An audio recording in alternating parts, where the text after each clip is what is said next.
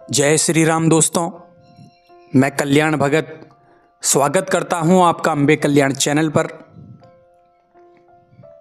दोस्तों, आज का विषय बहुत ही गहराई वाला और सोचने पर मजबूर करने वाला है। विषय है दोस्तों कि क्या एक भगत के लिए मांस, मदिरा, मछली खाना और शराब का सेवन करना सही है या गलत। दोस्तों, आज के समय में बहुत से लोग खुद को भगत या साधक कहते हैं, लेकिन साथ ही शराब और मांस, मदिरा का सेवन भी करते हैं। तो सवाल ये उठता है दोस्तों कि क्या भक्ति केवल मंदिर तक सीमित है या हमारे जीवन के हर कर्म से जुड़ी हुई है। इसके लिए दोस्तों सबसे पहले हमें जानना होगा कि भगत क्या होता है, यानी भगत शब्द का अर्थ क्या है। दोस्तों, भगवान का गुणगान करने वाला, जिसका मन भगवान में लगा हो, उसे भगत कहते हैं। एक सच्चा भगत वही है जो हर समय अपने अंदर ईश्वर को महसूस करे। लेकिन क्या दोस्तों उस ईश्वर के भीतर रहते हुए हम हिंसा, क्रोध, नशा और दूसरों के दुख का कारण बन सकते हैं। भक्ति का मतलब केवल पूजा नहीं, बल्कि हर पल अपने विचारों और कर्मों को शुद्ध बनाना है। दोस्तों, अगर हम धर्म ग्रंथों की ओर देखें, जैसे गीता, गुरु ग्रंथ साहिब, बाइबल, कुरान, हर धर्म के अंदर एक बात समान रूप से बताई गई है कि शरीर आत्मा का मंदिर है।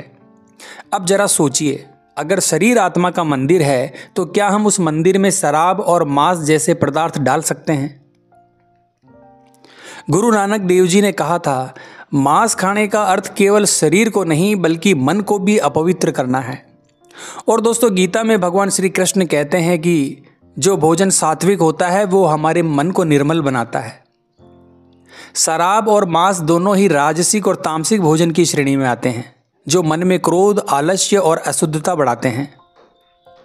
दोस्तों, अब अगर हम विज्ञान की नज़र से देखें तो दारू हमारे ब्रेन के कंट्रोल सिस्टम को कमज़ोर करती है।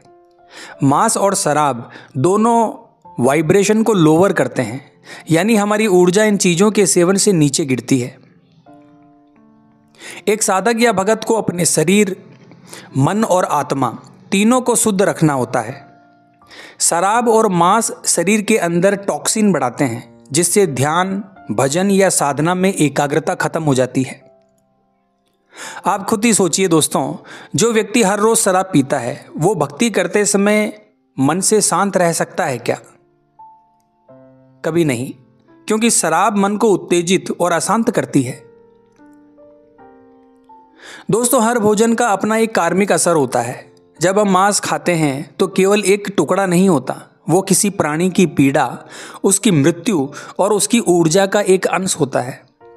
वो ऊर्जा हमारे शरीर में जाती है और धीरे धीरे हमारे विचारों को प्रभावित करती है। और जो हिंसा का अंश होता है, उसके भीतर करुणा कम होने लगती है। दोस्तों, दारू, मांस, मदिरा, नशा, ये चीजें मिलकर आत्मा की रोशनी को मंद करते हैं। और भक्ति का मूल क्या है? आत्मा की रोशनी को जगाना।